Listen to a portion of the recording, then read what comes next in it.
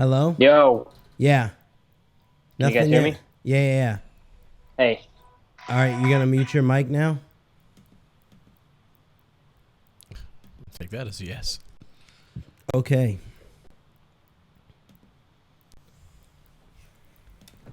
Okay. Are you good, Ed? Mm-hmm. Okay. Make sure you separate everything Yeah, I did. by park. And did you go back to the? Back to the one last podcast. Okay. Hello? yo, Yeah. can you guys Nothing hear yet? me? That's a loop. Yeah. Hey, All right, you gonna mute your mic now? Oh, you know why? Because of this thing. Take that as a yes. Okay. Oh, crud. Okay.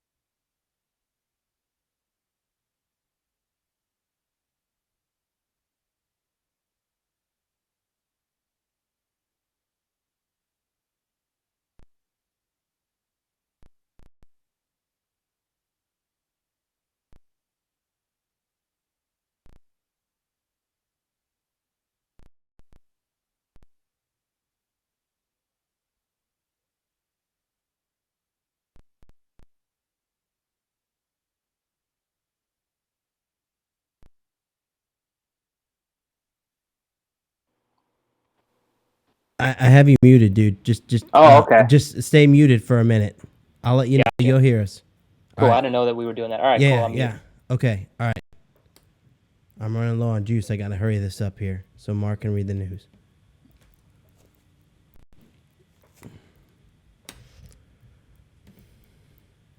Dang it. He's not gonna do it, is he? See, I have to do all this.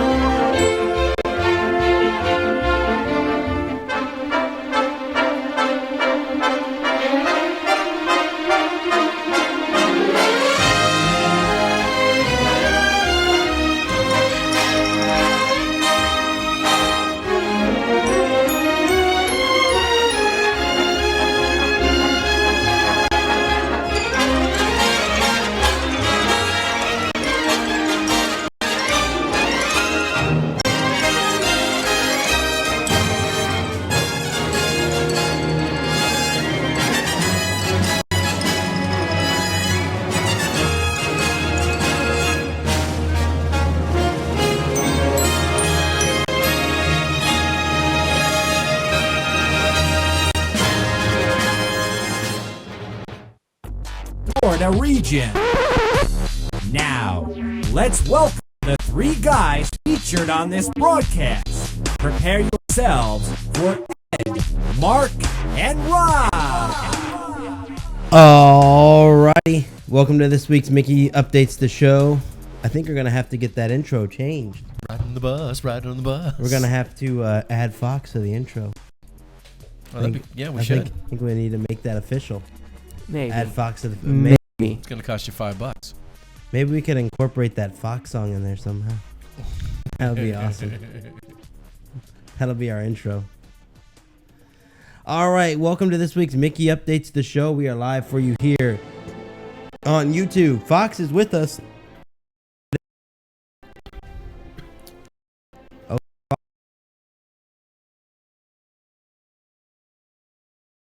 We'll get him back for you. He's not far. Here we go. Fox is here. Hi, Fox. Hello, everybody. Fox is back. We are here live with episode 84. I'm back and better than ever. Mickey Updates the podcast.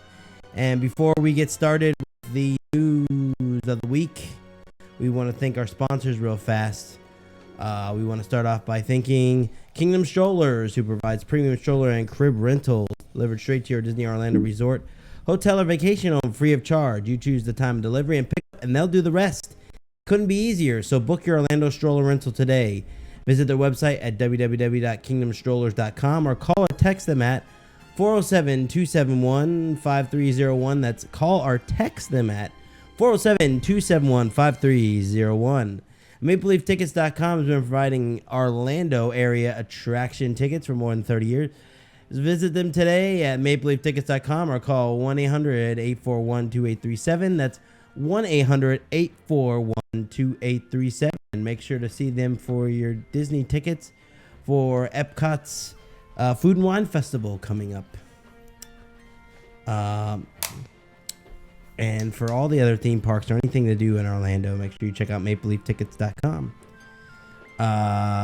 Pack your bags and head to Disney. Leave all the planning to the experts at Unforgettable Destinations. Staff are available to share their love for Disney while you sit back and relax. Imagine a stress-free vacation from the planning process until you return home. Unforgettable Destinations gladly helps you reserve your package, prepare a park touring plan, make dining reservations, special insider tips, and so much more. Call toll-free today at 1-800-450-8123. That's 1-800-450-8123. Or visit unforgettabledestinations.com. Be sure to check out all of the Disney destinations, including the popular Disney Cruise Line vacations at their website. That website, again, is unforgettabledestinations.com, and you can call them at 1-800-450-8123. And with that being said, Mark has news. The news is going to be kind of sporadic tonight, I think. You're going to be all over the place? Yeah. I'll do the best I can, though, so bear with me tonight. I love you, Mark. Yeah, of course you do. Why wouldn't you? Princess Fairy Tale Hall to officially open September 18th at Magic Kingdom. And that is already open. We can skip that one. Indeed it is. We actually went there, so... And we'll talk about that later. So that will be part of our regular broadcast. Disney Cruise Line releases onboard schedule via app on iOS and Android. Disney Cruise Line is testing a new mobile application for iOS and Android devices. The Disney Fantasy Navigator app will give cruisers access to the daily navigators on their smartphones for free. Currently, the paper navigators are delivered to staterooms each night and served as a guide to activities happening on the ship. The Disney Fantasy Navigator app works via the ship's internal intranet. The app works with your phone while your phone is placed on airplane modes, so you can avoid unwanted costs. From the app, you can see the daily schedule, information on the port of call, weather forecast, sunrise and sunset times, character meeting times, and the dress code for dinner. You can even check the menus for the main dining room, the drink of the day selection, and the ship wide map. For now, the app is limited to the Disney Fantasy sailing on September 7th and September 14th. But the app does state that it will be launching on the Disney Dream, Disney Wonder, and the reimagined Disney Magic soon. That sounds awesome. Plan out your whole trip. Now, this is some big news, and we actually already have these, don't we, Mark? Fun, yes. Glow with the Show Ears coming to Walt Disney World next month. Disney announced today that the interactive color-changing Glow with the Show Ears introduced at Disneyland Resort last summer are coming to Walt Disney World Resort beginning on October 15th at Fantasmic. Also beginning on October 19th, Glow with the Show Ears will become part of Wish's fireworks and celebrate the magic nighttime projection show at Cinderella Castle in the Magic Kingdom. And during the holidays, the Osborne family spectacle of dancing lights and performances of holiday wishes celebrate the spirit of the season will have special surprises using the ears. The Glow with the Show ears are a hit with guests experiencing World of Color at Disneyland. If you have already purchased Glow with the Show ears, they will work at Walt Disney World too. You can purchase the hats for $25 from select stores at the Magic Kingdom and Disney Hollywood Studios. And we have those, and they are fun. Yes, and we will talk about that a little later. Yes, here. we will. Food and Wine Festival Marketplace kiosk set up now underway. The Marketplace kiosks are being set up around World Showcase at Epcot for the 2013 International Food and Wine Festival. The festival takes place from September 27th to November 11th, 2013. View more information on our website, MickeyUpdates.com, and just look at the article that says Food and Wine Festival Marketplace kiosks. HP 3240. All right, continue on. New seminars and innovative dishes highlight 4th annual Walt Disney World Swan and Dolphin Food and Wine Classic. The culinary team at the Walt Disney World Swan and Dolphin Hotel is gearing up for the annual Walt Disney World Swan and Dolphin Food and Wine Classic, October 18th and 19th. Back for its 4th year, the event presents the perfect opportunity for everyone from novices to enthusiasts to savor the flavors of the culinary innovation at this 2-night outdoor evening festival hosted along the Walt Disney World Swan and Dolphin Hotel's lush causeway. Guests can enjoy the delights of numerous food and wine stations, immerse themselves in food and wine education seminars, meet the masters behind the culinary magic, and take in some live entertainment at the same time. From a short rib Oscar, marrying beef, Maryland blue crab, asparagus, and hollandaise, to a Chinese-inspired vegetable bao, to handcrafted convergence of bacon, black-eyed pea puree, and maple. The food options are as innovative as they are enticing. Finishing touches like raspberry s'mores and a milk chocolate mousse dome with a center of caramel cream and hazelnut decoys sponge cake provides even more intrigue. In addition to sampling all the savory and sweet, guests will be able to purchase featured wines on site and other event merchandise.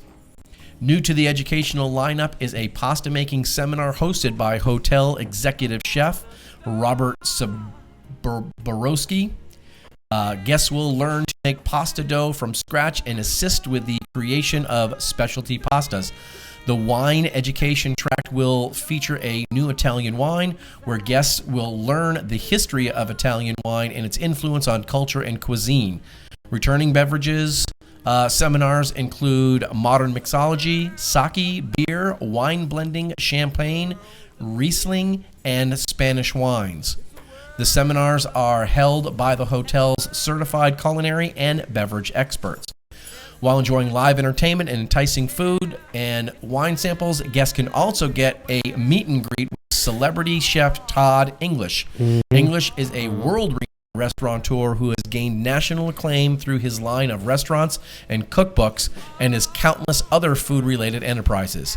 His concept, Todd English's Blue Zoo, is a AAA 4-diamond restaurant in one of the signature restaurants of the Walt Disney World Swan and Dolphin Hotel. Other noted chefs, including Laurette Branlard and hotel executive pastry, or the hotel's executive pastry chef, and the world's only 2-time world pastry chef, will also be on site throughout the weekend. With 17 restaurants and lounges, a distinguished culinary and beverage team, and unmatched customer service, the Walt Disney World Swan and Dolphin Hotel continually received national recognitions for its food and beverage programs. The hotel boasts more than 70 certified wine sommeliers and 1,400 wine selections, including organic and rare vintages.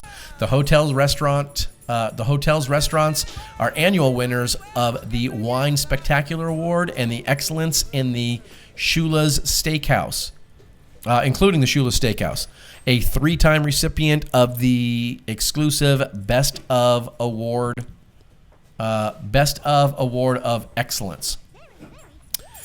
Tickets to the Swan and Dolphin Food and Wine Classic are available as part of the hotel package or sold individually. For more information, please visit www.swandolphinfoodandwineclassic.com or call 1-800-227-1500.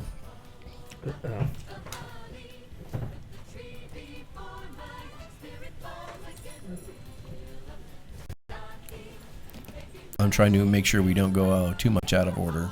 Yeah. Mickey's Not So Scary Halloween Party officially starts on the 10th. So dates would be Mickey's Not So Scary Halloween Party officially started on September 10th at the Magic Kingdom. We'll have full coverage this Friday on Twitter. Which we already did. So the dates are September 10th, 13th, 17th, 20th, 24th, 27th, and 29th. October 3rd, 4th, 6th, 10th, 11th, 14th, 17th, 18th, 20th, 22nd, 24th, 25th, 27th, 29th, and 31st, and November 1st. The event is from 7 p.m. to 12 a.m., and you can enter the park with your party ticket at 4 p.m. You can view photos of Main Street USA fully decorated for Halloween on our website. And if you go to that page, you can also download the official 2013 guide map along with the full entertainment lineup to help you plan your night. And we'll talk more about that because we went. Crane on site next week at Cinderella's Castle for Dream Light installation. Now. So it's already there. A crane will be on site at the Magic Kingdom Cinderella's Castle from September 16th through September 30th, 2013 for Holiday Dream Light installation. The crane will be visible over the castle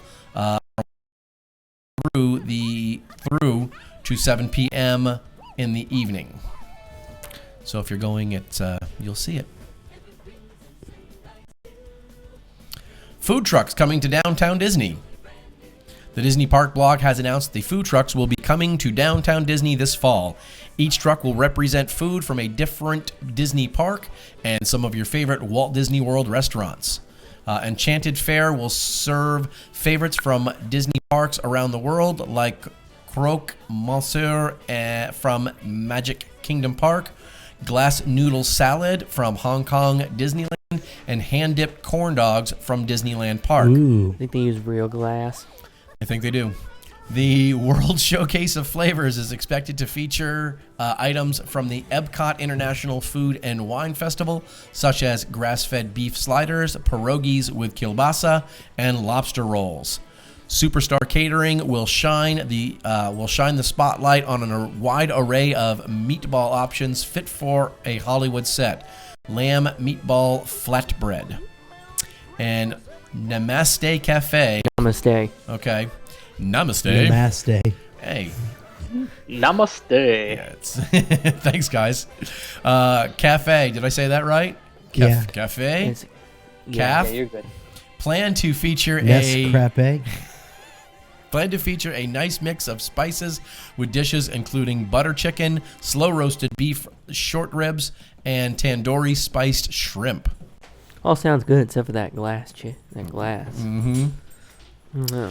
Stitch's Great Escape currently closed for refurbishment. Stitch's Great Escape at Magic Kingdom's Tomorrowland closed yesterday for refurbishment and will reopen again on September 20th, 2013. You can view other refurbishment dates on the go by downloading our Android and iOS application. Yep.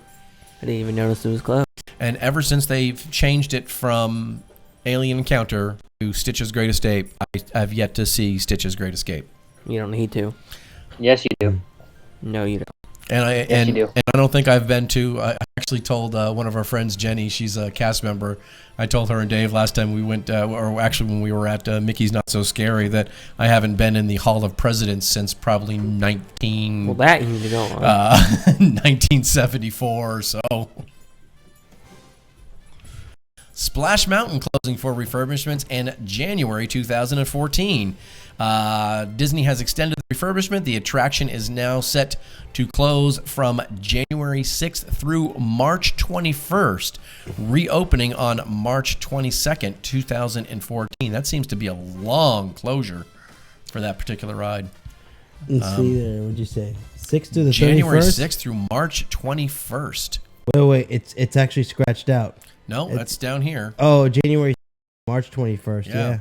So it got extended. But it's good. It needs to be. Well, didn't they? We just talked about this too. That they just went in. But they need to fix. They need to fix the stuff. It's like pipes leak and stuff. It's not good. But they got everything working. They got the Brer Bear and Brer Fox all working. Everything's a little bit more animated. They got the water turtles floating up again. But they still have like leaks and stuff. I don't know. Well, it's it's a water ride. But they still have like stuff leaks like and that. stuff. All right. I'm not like this. Not like it. Plus, a lot of water rides close down during that time, anyways, because it's just like look at Journey into Atlantis. It does that pretty much every year. That's a refurbishment time for that ride because it's a slow time for the park and it's cold out. Yeah. So I mean, it's the perfect time for them to close down a water ride, which isn't going to get a huge amount of traffic, and fix it up. So Journey to Atlantis needs to take down the signs that say you are about to take a very large drop. Yeah. And it takes all the surprise out of it. Sit up straight and prepare for a sudden slowdown. Uh-huh. Disney Vacation Club property announced for the Polynesian Resort. Today, Disney Vacation Club announced its planned next location will be at Disney's Polynesian Resort, located on the Seven Seas Lagoon at Walt Disney World Resort. When the resort is completed, Disney Vacation Club will have a destination at all three resorts on the monorail system, allowing easy access to Magic Kingdom Park.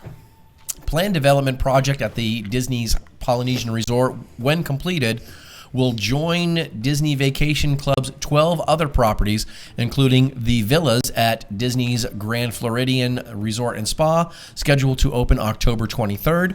Construction on the Polynesian product began this month, and completion is estimated to be in 2015. In addition to the Disney Vacation Club project, other guest areas within Disney's Polynesian Resort will undergo refurbishment. More information and project details will be shared at a later date. Disney Vacation Club debuted in October 1991 with a flexible vacation point-based model rather than the traditional fixed-week timeshare model. Disney Vacation Club is approaching a total of 200,000 members. Member families from all 50 states and approximately 100 countries who have discovered the joys of membership. Disney Vacation Club members are able to choose from among a variety of vacation destinations, including a stay at Disney's Vacation Club Resort or at more than 500 other destinations around the world. And when they purchased directly from Disney, members also can take trips on one of the Disney Cruise Line ships or guided vacations with Adventures by Disney. Additionally, vacations at Disney Vacation Club Resort can last from one night to several weeks.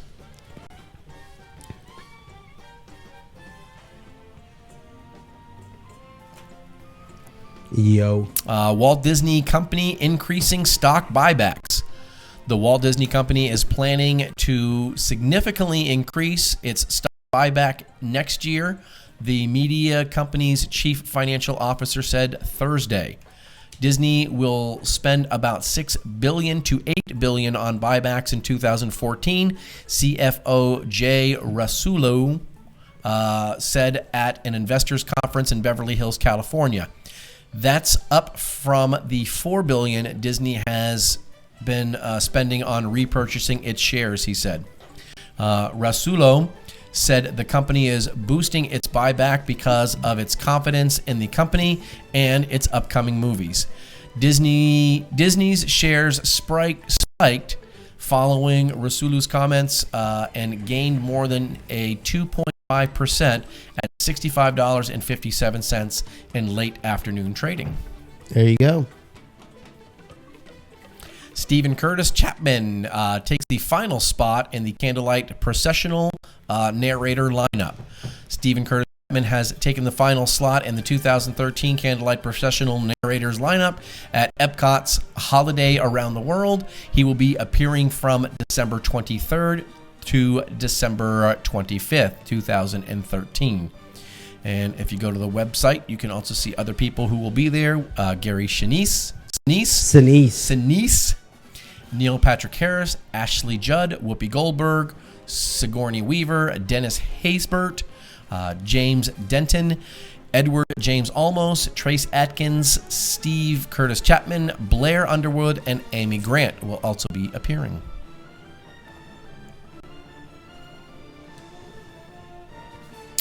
Disney launches sandbox creation game Disney Infinity Toy Box for iPad. Oh, nice.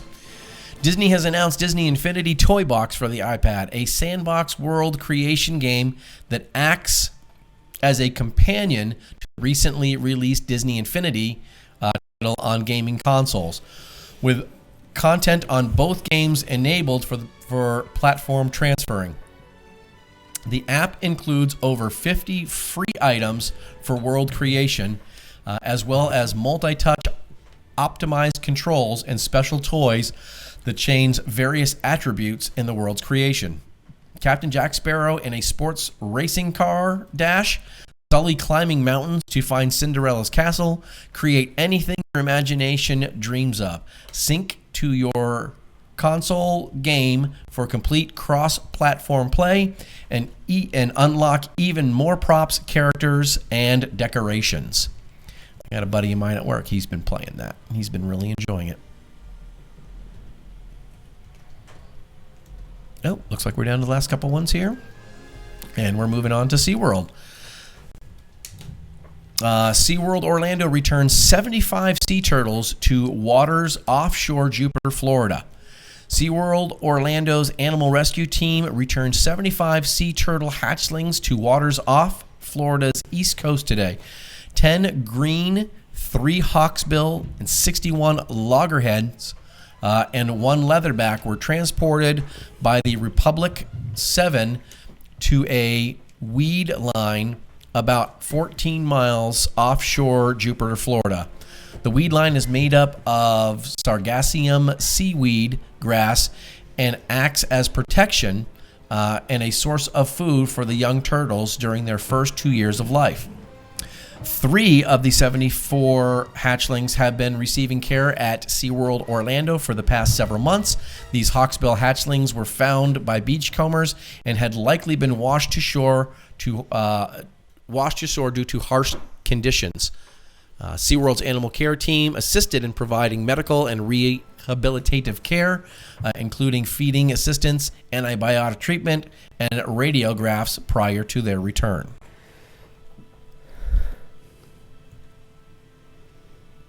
Let's see. Harry Potter spin-off movie in the works. Oh, so now that they're done Harry Potter, we've got to Oh God. continue its legacy, I guess. Let's read this. Let's not. The film Let's called not and say we did. Fantastic Beasts and Where to Find Them is inspired by the textbook of the same name given to pupils at Hogwarts School, but there will be no sign of the teenage wizard. The first of a planned series, Fantastic Beasts, will feature its fictitious author, Newt Scamander. It will start in New York 70 years before Harry's story gets underway. Writing on her Facebook page, Ms. Rollins said the idea for the film has come from Warner Brothers, which was behind the 8 Potter films. She said she soon realized she could not entrust another writer with her creation. Having lived so long in my fictitious universe, I feel very protective of it. I already knew a lot about Newt, she said. As hardcore Harry Potter fans will know, I liked him so much that I even married his grandson Rolf to one of my favorite characters from the Harry Potter series, Luna Lovegood.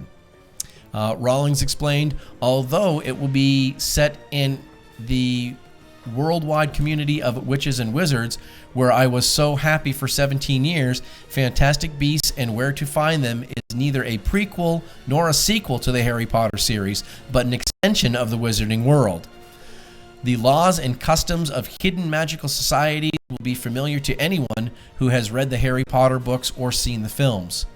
Earlier this year, Rawlings was unmasked as the author of a crime drama, The Cuckoo's Calling, written and published under the pseudonym of Robert Galbraith. The book, which sold about 8,500 copies before she was named as the author, has since become a worldwide bestseller. The casual vacancy from her books for adult, published under her own name, is due to the film by the BBC as a miniseries next year. It will be distributed worldwide by Warner Brothers. Since her 7 Harry Potter novels became a global publishing phenomenon, selling the estimated 450 million copies, Rawlings' every move is followed closely by the industry. The books, and a hugely successful movie franchise helped her into the world's first author billionaire. However, Rawlings has repeatedly said that she has no plan to write any more about the world of Harry Potter since her last book in the series, Harry Potter and the Deathly Hallows, came out in 2007.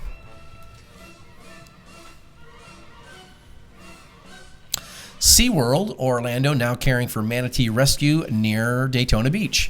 A male manatee brought to SeaWorld Orlando on Saturday, August 31st by Florida Fish and Wildlife Conservation Commission continues to recover and receive care for watercraft injuries. SeaWorld veterinarians performed radiographs to see if these internal injuries to the spine and chest. The manatee was found in the Tomoka River near Daytona Beach, Florida. Estimated to be approximately 8.75 feet in length and weighing around 680 pounds, the manatee was rescued because he had watercraft injuries and was suffering from pneumothorax. Likely caused by the watercraft injury. When a manatee has a pneumothorax, its body cavity fills with air and cannot stay submerged. Today, SeaWorld's animal care experts took radiographs of the manatee's chest cavity and performed a chest tap to relieve the animal of built-up pressure and air. He also was given antibiotics. The manatee is in guarded condition and will be closely monitored during the next few days. So far in 2013, SeaWorld has rescued 15 and returned 8 manatees back to their natural habitat in collaboration with the government and other members of accredited stranding networks. SeaWorld's Park and Entertainment operates one of the most respected programs to rescue ill and injured marine animals. The goal is to rehabilitate and return them to the ocean. SeaWorld animals have helped. SeaWorld animal experts have helped more than 22,000 animals in need, ill, injured, orphaned, and abandoned for more than 4 decades. If you see injured marine animals, you can help by calling the FWC hotline at 1-888-404-3922 or by dialing FWC star FWC on a cellular device. And lastly, Discovery Cove announces special Florida rates. Florida residents can experience Discovery Cove at an exclusive rate, named the #1 theme park in the world by TripAdvisor 2013 Traveler's Choice Awards. Discovery Cove is offering savings available through December 31st, 2013, where Florida residents can enjoy a dolphin swim day resort package from $219 plus tax, a savings of $70 per person, and a day resort package which will include a stay without the dolphin swim experience from $149 plus tax. Florida residents can enhance their day with an upgrade for $49 to experience Sea Venture, an underwater walking tour where guests wearing dive helmets find up-close encounters with sharks, one-on-one touches with unique animals and schools of fish and gentle rays. Plus, the purchase of the Discovery Cove package, Florida residents will have unlimited admission to SeaWorld Orlando, receive unlimited admission to SeaWorld and Aquatica SeaWorld Water Park, where they can create even more memories at family-friendly events such as SeaWorld's Halloween Spooktacular and SeaWorld's Christmas Celebration. The Adventures Florida residents will have unlimited admission to SeaWorld and Aquatica's Park. Begin the day of bliss at Paradise. A day of bliss in paradise at Discovery Cove, an all-inclusive day dolphin swim day package includes reserved dolphin experience, unlimited access to signature experiences including freshwater oasis, the Grand Reef, free flight, Explorers Aviary, Serenity Bay, and Wind Away River. Freshly prepared breakfast and lunch plus snacks throughout the day, beverages all day long including sodas, water, and alcoholic drinks for those 21 year and older, all swim gear, mask, snorkel, vests, and wetsuits, towels, lockers, sunscreen, and other first class amenities. All day self-parking at Discovery Cove, a complimentary photo portrait of guests and their party upon entry to the park, unlimited access to SeaWorld and Aquatica, SeaWorld's water park, valid after their date of Discovery Cove. So SeaWorld is giving back to the locals. That's good. That's a good price, too. That package is good. Yep. And that's the news for today. Actually, I have More news. I have one more story that, let's see. I will pull it up here. And I was told I was saying it's not Rawlings. It's rolling, like bowling. Rollings. Yeah, J.K. Rowling. J.K. Rowling. Like down the river. Like rolling down the river. Do, do, do, do, do, do. Big wheel, keep on turning, turning. Rolling, rolling. Seriously off subject. We got a little distracted. Do, do, do. I'm stalling. So I can find this news, yeah. Do, do, do. I've stopped My participating. phone is slow. My phone is slow. Oh. It's coming. Here it is. Okay. I got it right here. I got it. No, you don't. So, a bit of news today. It's a rumor, I guess, per se, but you could say that it's true because I know where it came from, and I know for a fact that it's true. I believe the person that it came from, so I'm pretty, and the person that posted or said this, or that gave this rumor to the website that it comes from is Kevin Yee, and the person that gave the info to Kevin Yee I know personally, so I know it's good. I know it's a legit story. To fence in remaining pools, so I didn't hear when that would happen. By November, maybe some months later. Under the new policy, all resort pools will be closed from 11 p.m. until 7 a.m. Lifeguard services will start earlier than they do now, but it's not sure if they will start as early as 7 a.m. This is breaking news not yet announced by Disney, and it's unclear if the lifeguards themselves have been told yet. We will update the post if more information becomes available.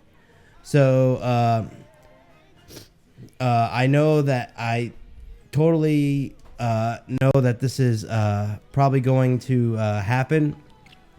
I wouldn't doubt it. I can kind of see why they do it, because I mean, there's no control at night over the pools at all, and you can pretty much.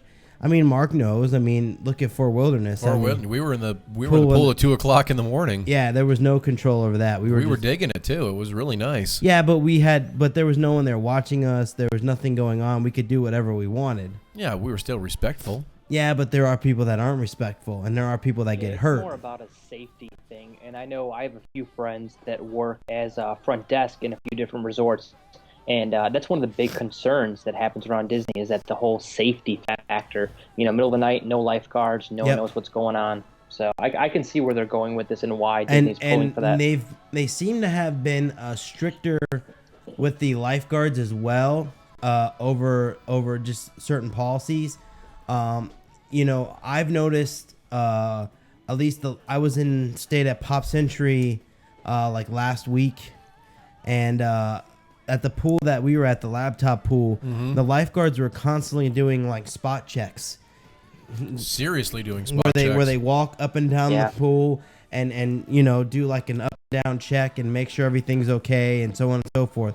So, I mean, it seems very plausible that this will come. It's just, the one thing to keep in mind is Disney is very serious about this, because I would imagine this is going to be a somewhat moderately hefty expense for them to fence in all these pools, because I can think of a ton of pools that aren't fenced in.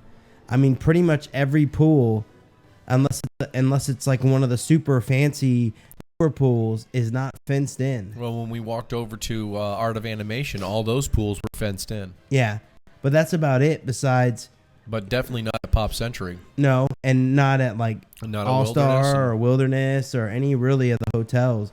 The pools are not necessarily fenced in. That's going to take some work. So I would imagine, it's going to cost them. But, I mean, they're serious. I mean, I guess it will save them money in the long run, because I'm sure they get a lot of lawsuits from people that fall in the pool late at night and hurt themselves and then sue the parks. So yeah, I mean, I'm thinking a lot of this even happened from when was it, back in March, I want to say, there was a 13-year-old boy who he actually drowned at Disney's Pop Century. So I'm thinking a lot of this is even stemming from that, just with the whole safety, just keeping people out of the pools when when there's no lifeguards around. So yeah, I mean, I agree that it stinks. I agree that it's not it's not an ideal situation, but I think eventually it was bound to happen. I mean, you go to any hotel nowadays and the pool is fenced in. So, I mean, it's not like, it's just a safety thing. Like you said, Fox, it's just a safety thing. It's just, you can put signs all around the pool that say swim at your own risk, swim at your own risk. But people aren't going to see it that way, and lawyers can find their ways around that. So, well, and Disney's not the only one adopting that. Last time we stayed at Caribe Royale, and we went down to the hot tub at, 12 midnight after the place had closed. Yeah, the security guy came out and told us no. The security guard kicked us out. So they're not the only place that's serious about making sure that people are safe and their thing there by closing it off. And if it's going to save an unfortunate event and a family a lot of heartache, then I guess I could sacrifice some midnight swimming for that. I mean, it stinks. I mean, it stinks. It'll be interesting to see if it actually does go like widespread, because some of the pools, like especially like Fort Wilderness, like the Meadows, I mean that's a pretty big area to fence in, and to be fair, it's all around that area is just like grass, except for like the building there, the main building there. So it'll be interesting to see how they fence that in and stuff too, because that's not the I can't. It's just hard for me to envision that area fenced in, especially with like a chain link fence, which kind of they won't use a chain link fence. They'll use like the pole. Decor. They'll use like the pole fence, like what they had at Art of Animation. They'll use something probably like that. Similar to that is what I would assume too. But it's just going to be interesting to see what it actually looks like and how it fits in. And part of the reason I think they haven't fenced it in is because it does take away from the decor. I mean, I think they've always not wanted people to swim late at night, but it takes away so much from the decor that they've, So I don't know, but it'll be interesting to see what happens. I can almost guarantee you that it's going to happen. I know the person that sent in that information, and I believe it 100%. So, but thanks to Kevin Yee for posting that on there. That to me is really big news. So, but and that's Kevin Yee from Ultimate Orlando, ultimateorlando.com that posted that. But moving on, we're going to go with Ed with the rumors and all that stuff. And weather. We're going to start with weather. Weather. Starting with Sunday, September 22nd. It's a high of 90 and a low of 73 with a chance of thunderstorm. And on Monday, it's a high of 90 with a low of 73 with a chance of thunderstorm. And on Tuesday, it's a high of 90 with a low of 72 with a chance of thunderstorm. Then on Wednesday, high of 90, low of 70, partly cloudy. So Wednesday will be the better day. Yes. So can we start a new game where we drink on chance of thunderstorm? I'm all for it. Why don't you read that again? Listen. No. Are you ready, Fox? Okay, I'm going ready. on to the rumors. No, go back to weather again one more time. Just Weather. chance of thunderstorms. We want to hear it again. On Sunday, it will be a high 90 and a low of 73 with thunderstorms. Thunderstorm. No, not a chance. That was just thunderstorms.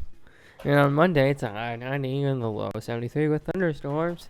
Okay, we're drinking up thunderstorms. Thunderstorm drink. Tuesday, thunderstorms, high of 90. Tuesday, thunderstorm. Drink. Low of 72, and partly cloudy on Wednesday with high 90 and low of 70.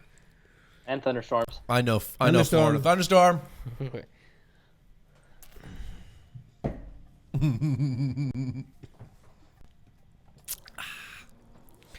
And far as rumors, Disney hasn't said what's going to be at the Poly DVC, but it seems like there may be Trader Sam's over there.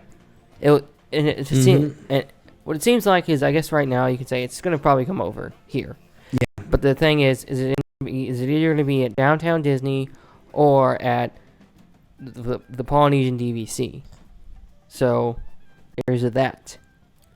Trader Sam's, of course, being the world famous bar at Disneyland, So amazing. which everyone has said is so amazing. Fox, why don't you tell us about Trader Sam's? Trader Sam's is by far, I want to say, like my favorite bar in the entire planet. It's very small, intimate, but the decor, it's all basically, it's almost as if you're drinking inside the tiki room. So imagine like the tiki room, with the drums going and like, the tiki gods and everything. It is such an amazing bar that every time I go out to Disneyland, that really is the only spot other than California Adventure that I find myself drinking at. Like every night, it's just mandatory. Well, you can't drink at Disneyland, so I guess California Adventure would be your other option. Yeah, unless you're cool and you get into Club 33. But That's true. besides, if you're cool and you got that kind of card, hey, rock on, go for it. But hey, it's still not as cool as Club ST. that's right. That is true. Mark doesn't know about that one. I don't. You've I know been about- there, though. I know about Player One though. You've been to Club ST a lot. I have. Yeah. Just think about it for a minute. You'll get it. All right, continue, Fox. No, but yeah. So Trader Sam's, of course, me being a former Jungle Cruise skipper, I have to pay homage every time I go to Disneyland and go to Trader Sam's. But that bar, I mean, honestly, the drinks are phenomenal. Like the whole bar comes alive about every 15 minutes or so, where the whole bar kind of like erupts. And it's hard to say. I mean, you can always look it up online, but the bar comes alive about every 15 minutes. The drinks are phenomenal. The servers are excellent. And the decor, I mean, the decor, honestly, you kind of feel as if you're in a 1950s tiki bar. Like what you see in movies, what you kind of vision, that vision you have of what a tiki bar should be is what Trader Sam's is. And if it does come to Orlando, which I am praying that it does, it will be the hottest spot in all the Walt Disney World Resort, easily. Mm-hmm. Hands down. Yep, I agree with you. It'll take over for the Adventurers Club for a lot of people. Mm-hmm. And it will. I can see that. I mean, as someone who also, I frequented the Adventurers Club, as long as the size, because at Disneyland, if you ever go out there, and people who are listening who have been to Trader Sam's at Disneyland, they'll agree that it is very small and intimate. And it works for Disneyland because Disneyland is that small, intimate park. But here in Orlando, bringing it to the Walt Disney World Resort, I think it should be, maybe 2 to 3 times larger. I mean, it'll be great for Disney, more revenue, bring in extra income for that location. But at Disneyland, it's small, intimate. It's kind of hidden for more of the locals than it is the tourists. But I think here in Orlando, it should be 2 to 3 times bigger, and the same kind of service, the same ambiance, and it'll be a gold mine. It'll be amazing. I mean, I just don't see where they could put it at Poly. Is my thing. Well, I mean, they're doing a lot of renovation there. I'm sure. Yeah, but they don't really have space for it at Poly. The only place where they could technically put it is where the luau is, because the luau is going away. So I mean, they could put it where the luau is, and maybe do that. That would be a great spot. I mean, it would be nice too, because if the luau is somewhat on the sand, so they could put it out there, have it on the sand, and have like a real tiki bar. Exactly. A real tiki bar on the sand, on the shore. The only kind of that would be the only way I would think that it would be better than the Disneyland version. Because if they do it at downtown, it's just gonna be, they could put it like they could where like on the water where like maybe Adventurers Club was or something like that. Yeah, and recreate like a fake beach down there. I can see Disney doing something like that at downtown Disney. Polynesian is where ultimately it would fit in best, but you have to factor in where a car is going to park. How busy is it going to be? True. What are the hours going to be, True. and how Disney holds restrictions on parking. At the resorts for theme park guests. True. Would people want to take advantage and park at Trader Sam's at 7 o'clock? But then again, too, I mean, you have to take that into effect too, just with all the hotels because of dining and so on and so forth. So I'm sure they have that pretty much in their back of their mind when they think about it, because, you think about, I mean, we park at the hotels just to go to like, the Tambu Lounge at Polynesian. Mm-hmm. So, it's, that kind of, I mean, look at Contemporary, people park there to go to Outer Rim or Chef Mickey's or the Wave or whatever. So it's true.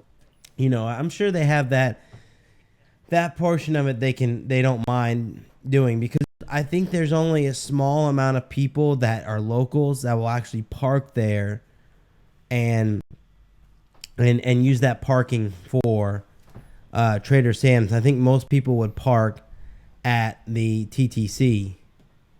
And then just take the monorail over. I would think so. I mean, no, I'll be serious with you for a second. I mean, I personally park at the Polynesian a lot. I mean, it's pretty much my go-to spot.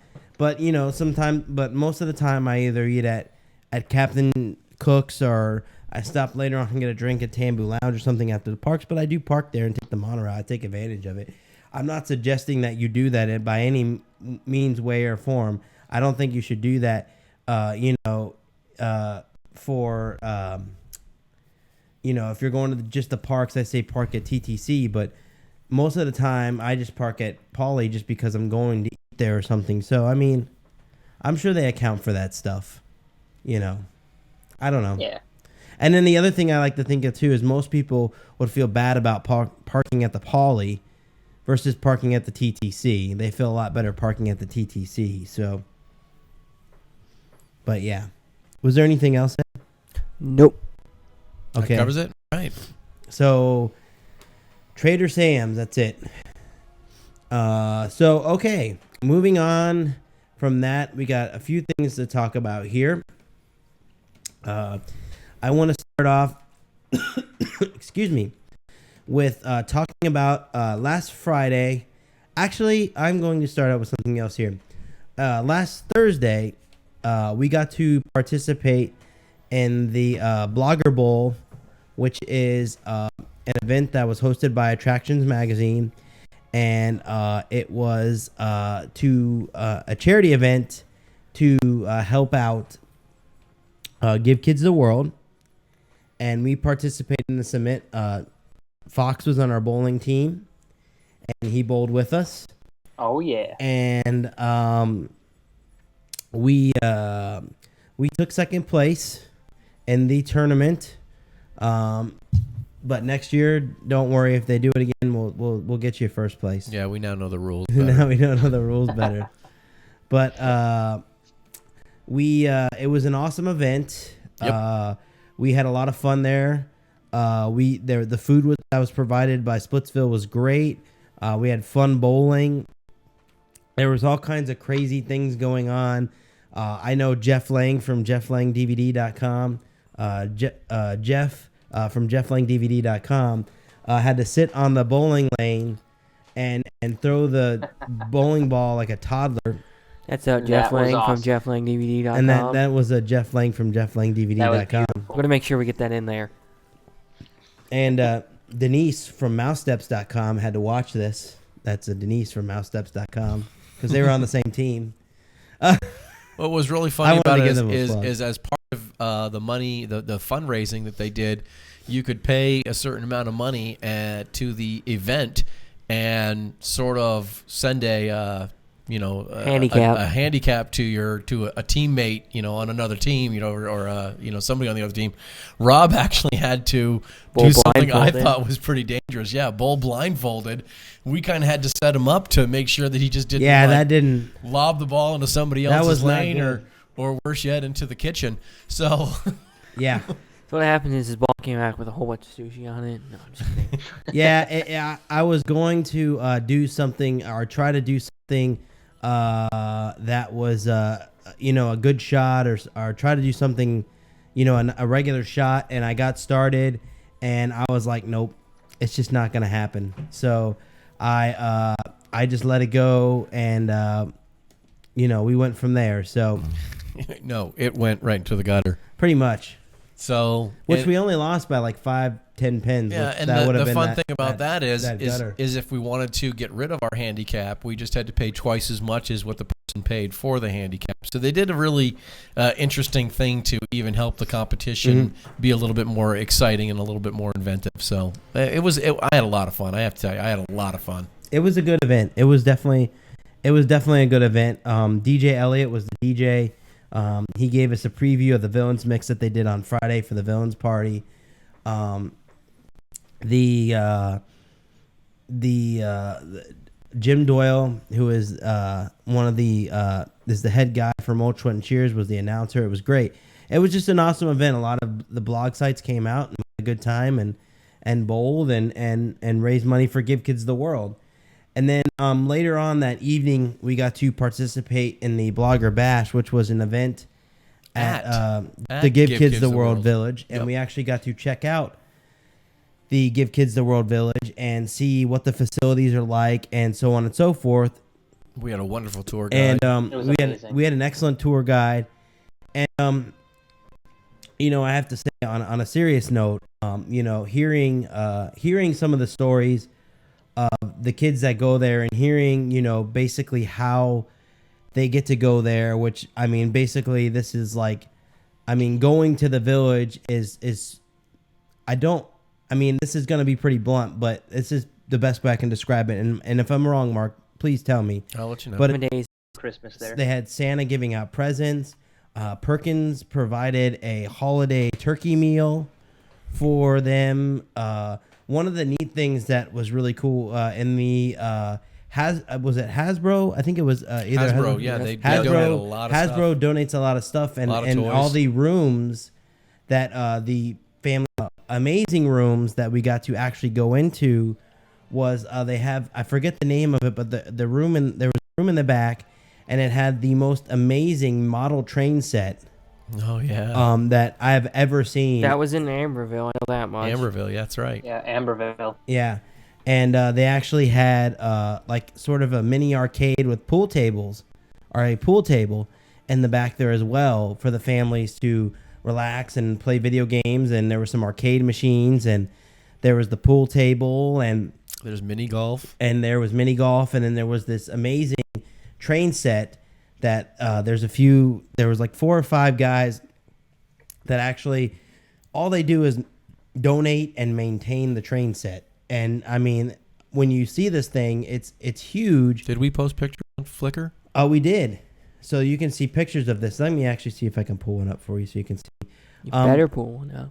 It was really cool because they just they're very excited. The part of the train set and the whole setup there, they had a newly put in drive-in movie theater, which I thought was really kind of cool. That was pretty awesome. It had a small little LCD screen, and there were a camera somewhere that actually pointed at the people.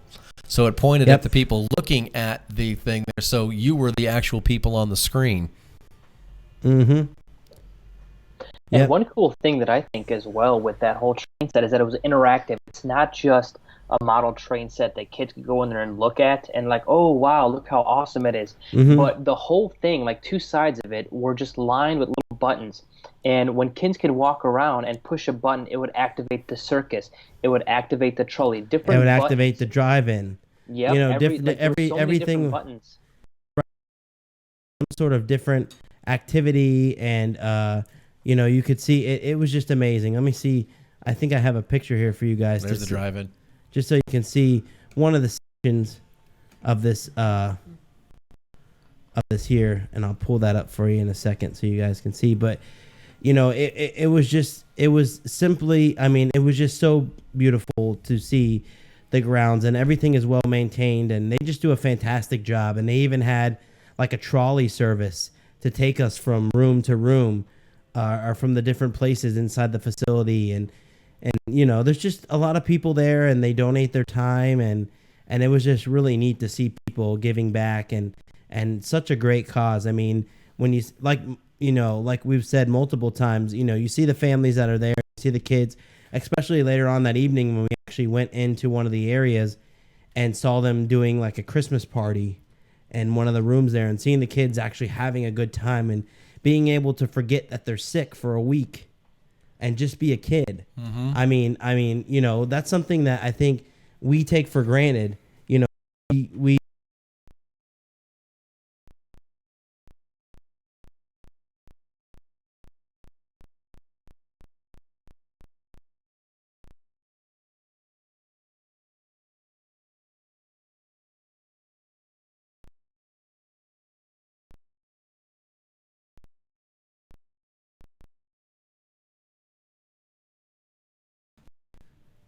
You lost me there. Let me pull this photo up for you guys so you can see just an image of, and here is one of the train sets that is there. This is the train area that is there at Give Kids the World, and you can see, I mean, it's just amazing. It's just, it's everything is so detailed. You can see the drive-in, you can see the train whizzing by. I mean, it's amazing. They do really good stuff. The trains were on the ground. The trains were above your head. They were all over the place. I mean, it was wonderful to watch. And I'm a big train fanatic anyway, so I thought it was really cool to see. Yeah, it was just fantastic.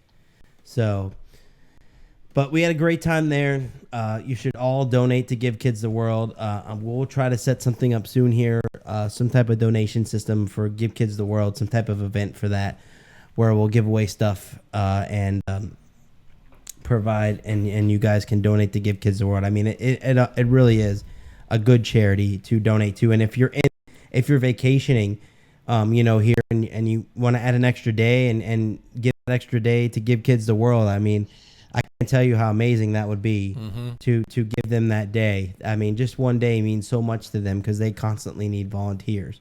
So, I mean, even from the smallest jobs to the biggest jobs, I mean, they appreciate everyone that's there. So it's really cool stuff. Yeah, no, I mean, that place really is. I mean, how Rob is talking about, you really, anyone that's listening, you guys really don't understand how beautiful and how amazing that location is.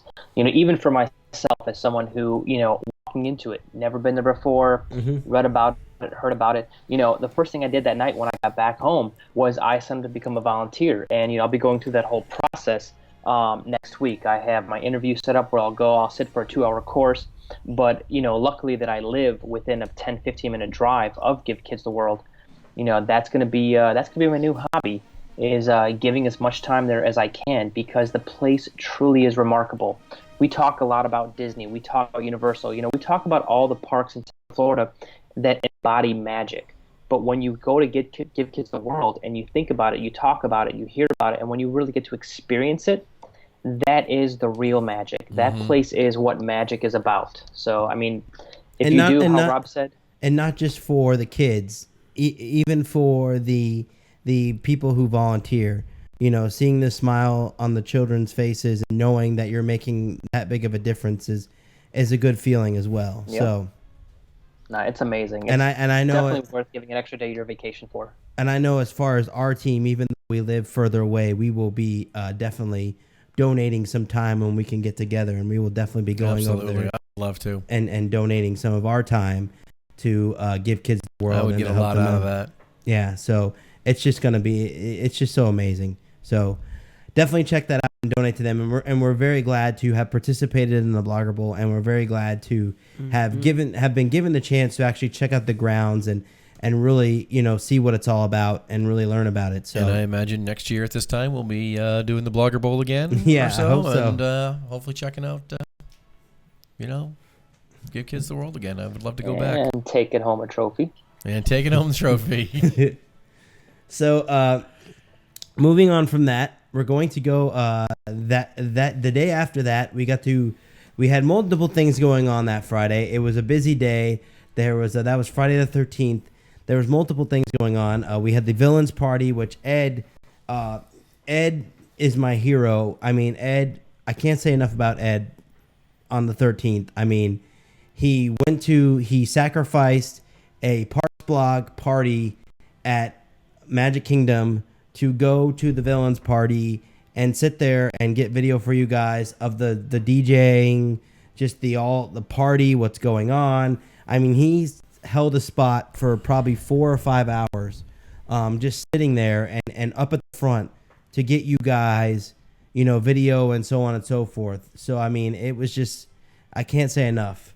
So, way to go, Ed. And pictures and so on and so forth. You. Our hero. So, now I will talk to you in a second about the party, but I want to talk about me and Mark and Fox actually went to the Mickey's Not So Scary Halloween party that Friday. I see Michelle Moss is in the chat room. She went with us as well. Yes, she did. And we had a great evening. The Parks Blog got us into the Mickey's Not So Scary Halloween party. And Parks Blog, you should follow the Parks Blog, if not for the articles, but for the Parks Blog events, because as I can say from the California Grill one and this event, they are out of this world, insane, and things happen at these events that would never happen any other time, especially during this event. This was also, the night that we went was also the media night for Mickey's Not So Scary Halloween party as well. Mm-hmm. But being as part of the Parks Blog event, when we got up and we checked in, they had actually given me tickets, and I had won a raffle, and they were giving posters, like Villains posters, that some artists had drawn, and I had actually won to get these signed by the artist or the Imagineers that designed them. And so I went in and I walked in, and they had us congregate in Tomorrowland Terrace. And actually before that, we had dinner at Pinocchio's Village House, which is fantastic. The flatbreads are just awesome. Mark can tell you. Yes, the flatbreads are good. The caprese flatbread. I always can split a flatbread, and it's just enough for me. It's just really good stuff. So we did them Not So Scary, and we went to the Tomorrowland Terrace area there, and I walked up, and on the top level there, they had us set up to get our posters, and then of course get the posters signed. So I got mine signed. Then they were doing digital characters. They were actually doing free digital characters. Caricatures. I said characters. You're saying it wrong. Caricatures. I'm not. You guys are saying it wrong. You guys are wrong. Boof. What? All I'm thinking of is guacamole. Guacamole. Guacamole. You're saying it wrong. Guacamole. So they were doing that. Unfortunately, I didn't make it in time to get my caricature Perfect. made. Sound it out. Robert is hooked on phonics. It worked for me. So I didn't make it in time to get my caricature, but we made it in time to partake in the party that was going on there. And Michelle Moss is telling me that I'm wrong. So maybe I am wrong. I only listen to what Michelle Moss says. All the rest of y'all can go somewhere else. But we got there in time to participate in the party, and it was actually pretty awesome. They had a whole spread set out for us, sort of a desserts party to kick off the night. And they had Rice Krispies treats. They had plenty of warm Mickey-shaped warm pretzels with salt that were awesome. They also had granola bars. There was Rice Krispie treats. Cookies. Oh, yeah. There More were cookies. drinks. Cookies shaped like I'm trying to think what else. candy there corn. were. Pumpkins and candy corn, yeah. Yep. Let me pull up the picture so I can tell you guys what exactly there was. I think that was it, and then there was drinks. There was like lemonade and soda and lemonade and stuff like that. Which, like I said, all these events are outrageous. And then as the they had a whole little presentation with the some of the people who were involved in the parade. Exactly. They brought the people out that, well, not just the parade, but just all the Halloween events in general at the Mickey's Not So Scary Halloween party. And they brought them out and had them tell us about the event and what they liked and didn't like about the event and so on and so forth. And I'm actually pulling up the picture now here. And yep, cookies, pretzels, and you guys were right. And fruit. There was fruit. Oh, that's right. There was Nature's fresh candy. I had a banana. So, now, Raisins. Nature's candy. oh, there was ice cream too. I Raisins. forgot about the Oh, ice yeah, cream ice bars. cream bars. They had Mickey ice cream bars. I could have just spent my whole time there. Just They had eating ice cream. they pulled one of the ice cream like trucks over to us and just like, we're have at There it. you go. And I was like, okay. Although I went into diabetic shock, it was totally worth it. It was totally worth it. It was wonderful. But we were sitting down there in the Tomorrowland Terrace area, the same spot where they have the Wishes fireworks party. And we did that. So we had the desserts down there, and then they did the presentation. And after they did the section about the Booty-U parade and everything like that, they then said that we would be getting a special one night only preview of Fairy Tale Princess Hall, which we did get. Yes, we did. And this is what I'm talking about, the stuff that you don't get during, a regular, event. These are the things that you don't get. So we got to tour, or excuse me, before that, we got to hear from Imagineer. I know one of them was Jason Grant. I forget the other one. And we got to hear from them about the Fairy Tale Princess Hall, what it was like doing Fairy Tale Princess Hall, building the hall, some of the inspirations. You got to ask questions about stuff in the hall. It was just fantastic. It was really cool. And then as we were leaving the event to go to our preview of Fairy Tale Princess Hall, because every time as soon as right after we did that, everyone was rushing to go to the preview because it was only for like a limited time that night. It wasn't the whole night. They gave us a bag of candy. Yummy. And they gave us the Glow at the Show ears. Yes, they so did. Everyone that was there got a free pair of Glow at the Show ears. Woo-hoo. And we got a bag of candy to get us started, seeing as though they were making up for lost time, basically, because we hadn't got a chance to go down the candy trails yet. Now, the Glow at the Show ears were perfect. I was so happy that we got them because my cousin, who was with us that night, was basically the only one that wore his all night. And in order for me to find him all night, it was real easy because he was like the only one in the park wearing the ears. So I'll let you know how much he wore them. He actually gave us a ride back to the Pop Century Hotel. He was still wearing them as he drove the car. Cars were like getting nervous because it goes red, and they were like pulling over because they thought it was the cops.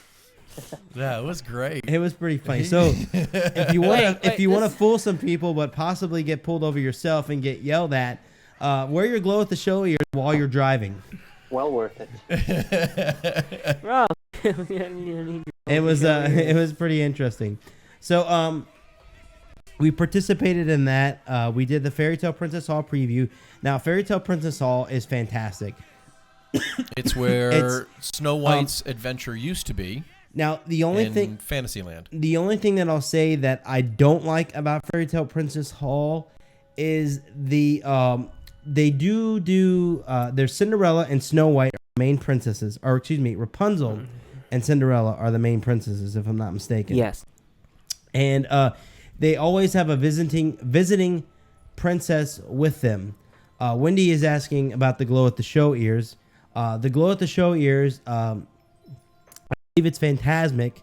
Once they switch over Phantasmic, they will actually glow with the show, like they light up. So to the show. If Ed could go get my ears, I think where are they? In the car, maybe. If a whole bunch of people wear them, basically the ears light up. Everybody's will light up red, or everybody's will light up green, or everybody's will light up orange. Yeah, basically they light up with the different colors, and they have them at Disneyland. They use them for World of Color. If you ever get to watch the coolest demonstration that you can ever see for Glow at the Show ears is the initial night the first night that they did World of Color at Disneyland, because everyone in the audience had Glow at the Show ears, and it's just the sea of colors that are constantly changing, but however the show changes and so on and so forth. So it's really awesome. So, and it'll be sort of the same way at Fantasmic with the years. They'll change as the different parts of the show go on. Now, going back to Princess Fairy Tale Hall, the only thing that, if you don't already know, you have Cinderella and Rapunzel are your two main princesses. Mm-hmm. And they have a visiting princess that visits with them. Now, you have the whole area that's kind of themed out. They have portraits inside the main hallway there with the different. Ed has my Glow at the Show ears. There you go. You can see my ears. They are glowing. I don't know if you can see because the lights are on, but Mark's wearing them now. The straps don't work, but they glow. Well, that's what you got a big head. But they light up. You can't really see it too much, but they do light up. They're off now. Hit the button. There you go. You can kind of. Oh, there you go. What? Pull them back. There you go. They're kind of disintegrating. Pull them back. They're like becoming invisible. Yeah, but you can't see the colors. Well, you saw them for a second there. That's good enough. You have the visiting princess. You have Cinderella and Rapunzel, and then you have the portraits. There was, I believe, 6 portraits. Mm-hmm. Is it six portraits in the lobby there, and all the princesses, and they had the glass slipper inside there, and so on and so forth. My only complaint about the whole area is and Fox may agree with me on this, and I don't know about the rest of y'all, but the princess spots are not themed are not themed. To the princess, yeah. Not themed to the princess. They're very generic. It's just very generic. it's a royal theme, like a royal theme, and it's and they have like the different, like if you look at some of the detailed stuff, they have like the different princess stories. They have like books lined up, and it's all the different princess stories and so on and so forth. There, like Snow White and Cinderella and so on and so forth. They have those stories there, like the princesses' stories. But everything else is generic. It's just generic, fairy princess stuff. There's not really nothing too detailed about whatever side you go on. So, like if you go on the Rapunzel side, there's nothing really themed for Rapunzel. Yeah, but the room where the princesses enter basically an extension of the castle. So exactly. You just feel like you're in a room at the castle. Overall, the whole fairy tale princess nice. thing it looked very nice. The hall was very nice. The portraits are amazing. It was great. The portraits are some of the best artwork that I've ever seen. It's a very fancy line for a meet and greet with the princesses. Yeah. And I still think it's wonderful. I still thought it was great. But I'm glad that it's centralized to one location. Yeah, it makes it. It's basically boils down to that. It's a meet and greet with the princesses, and they have two lines. So they have a left line, they have a right line. If you're in the left line, you'll meet Rapunzel, and whoever the guest is for that day. And if you're in the right line, you will meet Cinderella, and whoever the guest is for that day. Yep. But you do have to get in the two different lines. So there are two lines to wait in if you want to see all four princesses that day. Yeah, exactly. But it's definitely it's definitely interesting. I think it's nice. Most like 90% of the building is fantastic. It's just really pretty. It's a really pretty building. There's a lot of theming that goes involved into it. It's really nice. We asked about remnants of Snow White's stuff in there. They didn't have too much to say about that. They didn't really say too much on that end. I'm sure there's a lot of stuff we just haven't seen it, but it was fun. We had a good time. What was really fun is we went with a bunch of other blogger groups, mm-hmm. and we didn't go up there individually to have our picture taken. We went up there as a group. A whole group, and it was a whole lot of fun to do that. And it's fun, but I really feel bad for the cast members. Extremely unique because they're bombarded by 20 people. Well, it's not that they're bombarded by 20 people. I mean, if we had one camera for 30 people, it would be okay. But we have like 8 cameras for 30 people, so that really kind of turns them off because then they're like, okay, hey, they have to go through all these cameras, and then at the end of the evening at the end of the photo session they have to give all the cameras back. So it's just like it's kind of difficult for them to. I think they juggled job. And for their first night they did an amazing job. Yeah, I don't think at any time I felt like they didn't want to do it. That it was you too are difficult. 100% correct. They gave it 100. They gave it 100%. Even the PhotoPass people that were selling PhotoPass, wanted to take care of us and wanted us to be taken care of. Yeah, so, when we were done.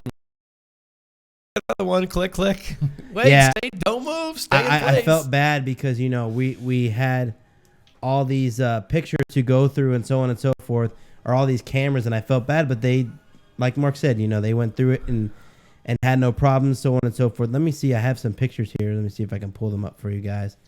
I just want to show you one of the portraits, and then I'll show you one of the areas for the princesses. Let me pull this. Let me see if I can. Oops. But yes, it was a fantastic evening.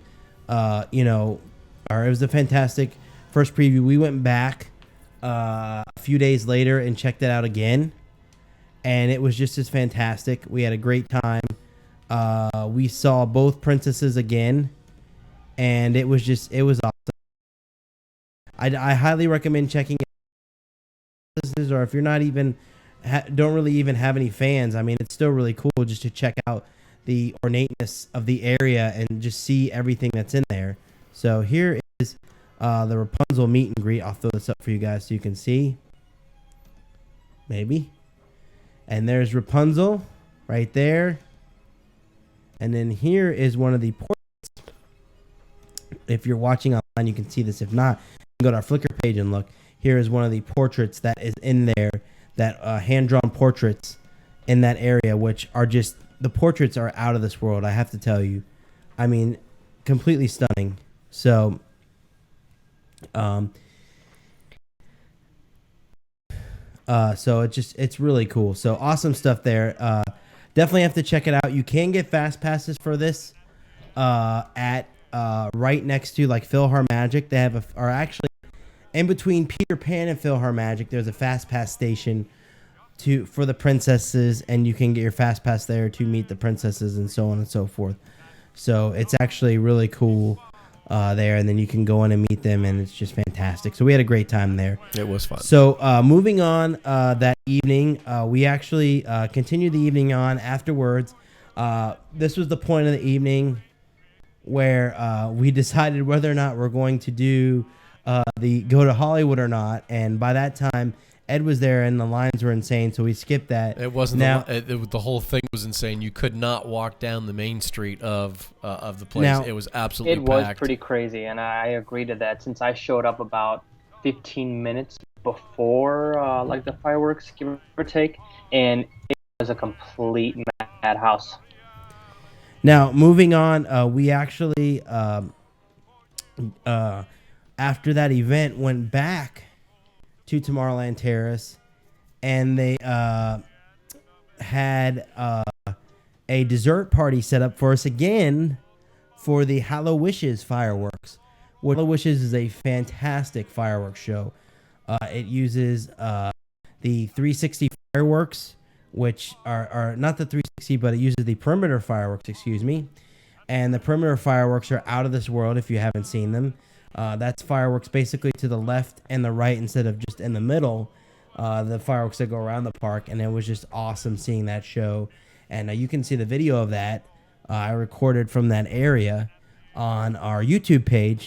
Just look up Mickey Updates, and you can find our YouTube page on there and see that video. It was fantastic, and we got to stay there for a while, and then we did that, and then after that, we left, and we went on some of the treat trails to get candy.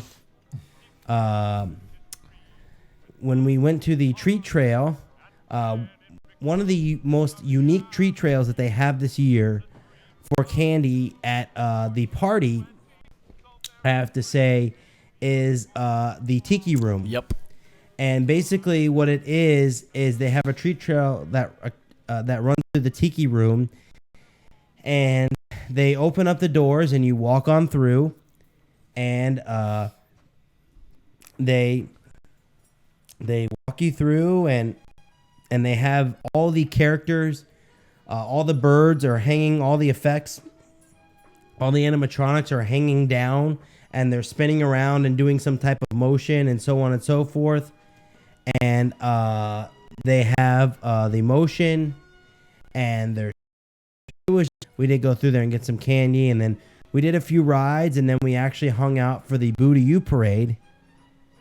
And we got to see the Headless Horseman go by at the beginning of the parade. And we were standing there at the stepping off point, or where they start the parade for that. And we got to see the Boo to You parade, which is always an excellent parade. Mark, I know you enjoyed the parade. I think it was first time I've first seen seen it. it, and you enjoyed it. I loved it. I thought it was great. Yeah.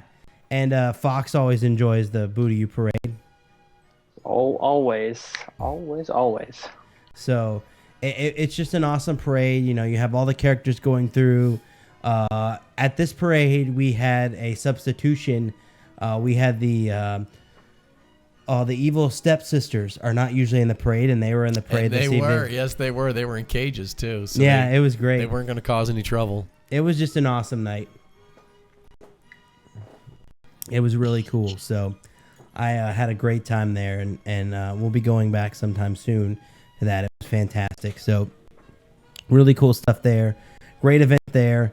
And we also, after that, we did the Boo to You, and then after that, we just walked around and went up candy trails, and We hit up. We went inside the Diamond Horseshoe there, which had a little dance party in there with Woody from Toy Story. He was in there. He was dancing the night away in the Horseshoe Lounge. I also just learned here from Michelle that the Headless Horsemen are the horse that the Headless Horseman rides does only that task. Every year, that's the only thing he does is just be the horse for the Headless Horseman. So that's interesting. But we did the dance party at the Diamond Horseshoe. I forget the name of the dance party there. I have to look at the photo. It was like Woody's party or something. Woody's Happy Harvest Roundup. That's what it was. Thank you, Fox. You're like my fact man. Because I forget. But I have a picture somewhere. But we walked in there and basically there was a candy trail inside there. We walked in, checked out the dance party, and pretty much left after we got the candy and left. It was maybe a 5-second stop. I did a little bit of dancing in there. It was fun. So it was a great night.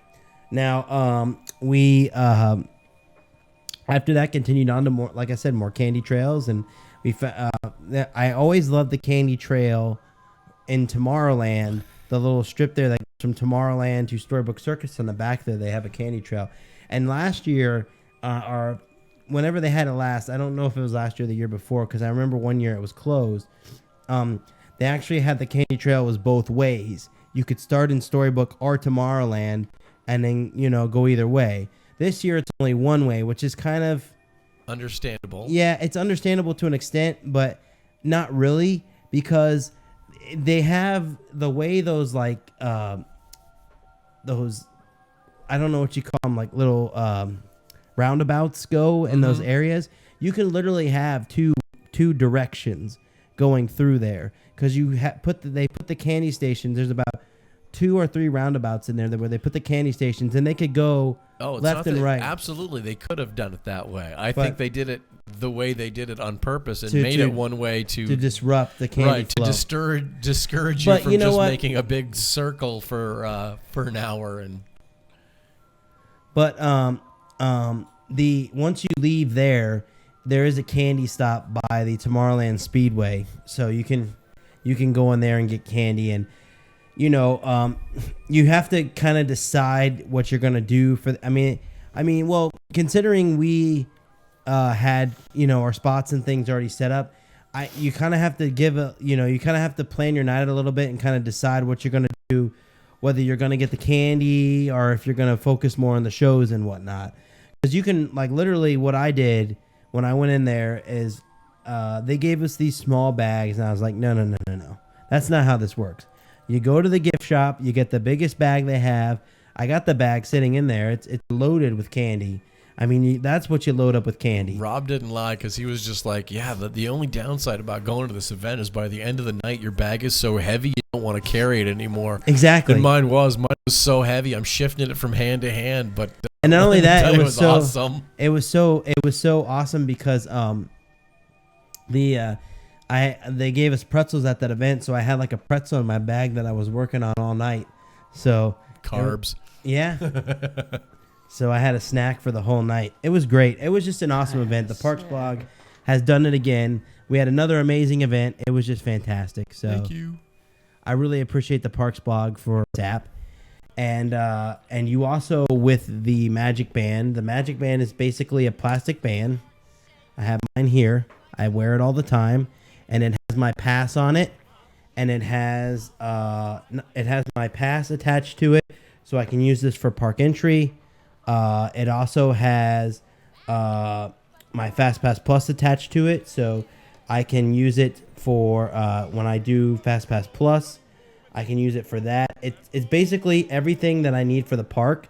I can also attach a card to it if I want to. I haven't done it yet, but I will soon. A card to it. And I can attach a credit card to it and actually charge things. Use it for paying for stuff. One other thing too is it's also used for room key. Mm-hmm. So you can use it as your room key to check into your room. Now, the band is awesome. We've been using it. Mark used it. I got my used favorite it. color too, gray. Fox had his. Soul. Ed had his, and I've been using mine for FastPass Plus. I've been using it for entry into the park. It's amazing. I wear it all the time, and I just tap it when I get to the park entrance, and it actually gets me into the park. So it's fantastic. Really awesome stuff there. That's the new system that Disney is doing. It's just fantastic, and we all love it. It's just fantastic. Yep. It makes life so much easier just having everything you need right on your wrist right there, ready to go. And I've tested it. We took it in the pool. I've taken it in the shower. It's completely waterproof. It doesn't seem to mind water one bit. So I'm very pleased with it. And if you stay at like Pop Century now, you can get one before they actually officially come out, and then they'll be available to everyone at all the hotels and so on and so forth. The only qualms or problems that I have with it is the fact that it's a little difficult to initially set up. Linking your pass to your Magic Band, your plastic pass, getting FastPass Plus set up. There's just so many different things, and because it's still a beta test, it's difficult to get things working. Like, I know someone that is staying at Pop Century tonight, and is participating in the Magic Bands program, and because they weren't the one who made the reservation and their pass isn't linked to the person that made the reservation, they don't get FastPass Plus until after the reservation is over, and then it frees it up, and then they can do whatever they want with it. So there's little qualms like that here and there. Initially, it was hard getting it set up. I know me and Fox still have a thing going on because I had to like add him to my pass to give him FastPass Plus. Ed had to do something similar at the hotel, and the girl, when he was talking to the girl wasn't really explaining to him, or didn't really know what to do. She was explaining it, and I was like, okay. I don't know if it was, I couldn't understand or really hear that well, but she said something, and it just went over my head. And then the weird thing is, she goes into the back, I get an email on my phone, and then I go back into the My Disney Experience app, and everything's all fine. Yeah. Well, she took care of it. So, but there you go. So that's the Magic Bands. We're still testing them out. We'll have more on that as we test them out some more, and we'll have more on that next week. We'll test it some more this week and have more on that. I also forgot to mention too, the Halloween party that we did get our Sorcerer's card for the Haunted Mansion Sorcerer's card, which we have those. Those are, you can get those. You're only allowed to get one, and they sell out quick. So if you're going to the if you're going to the party, make sure you go first. Get there early because you can get in like at 4:00. Get there early and then go straight and get your Sorcerer's card for that evening. They'll take your ticket and so on and so forth, and then give you your Sorcerer's card for that party. So you'll have that. So moving on from that, as far as our stay at Pop Century, it was fantastic. Great. We had a good time. We went to the pool that one day and checked out the laptop pool and hung out for a while. Saw a giant Rubik's Cube, giant no, 8-track tapes. No hot tubs at those hotels, but that's all right. We survived that. I have no idea why you were even looking for a hot tub. It was like 100 degrees out already. Well, what it was is the fact that I was really sore from bowling the day before. So I wanted to like soak my. Just stay out in the heat then, for crying out loud. It was. Yeah, but it's not the same as hot water. Oh, okay. It was sweltering. I was like, what is he looking for a hot tub for? It's not a cold thing. It's like a heat therapy thing that with water. I enjoyed the coolness of the regular pool, but we had fun. Now, of course, I got second-degree burns on my feet going out to the car to get my swim trunk. I don't want to go on too long here. See how long have I gone on for? But I have a few more things to talk about, so I'll go through really quick. Epcot added some new bathrooms to the American Adventure Pavilion, and we checked those out the other night. They're in the back they're in the back to the right of the pavilion in the back there. They're kind of hard to see, but they're back there. They're very nice, very ornate. Some of the nicest pretty. bathrooms that I've ever seen. I mean, you guys can laugh at me all you want, but they're the prettiest bathrooms I've ever seen. I just like it. You made it an event, you know. Who went and checked out the bathrooms? Well, I went to Epcot specifically just to check out the bathrooms. There you go. He did. You made it an event. He did. But I did the same thing for the Tinkle Towers, so which would be the Rapunzel Tower, aka the Tinkle Towers. So, I mean, we're Disney fans. We like weird things like fancy bathrooms. Yes, you do.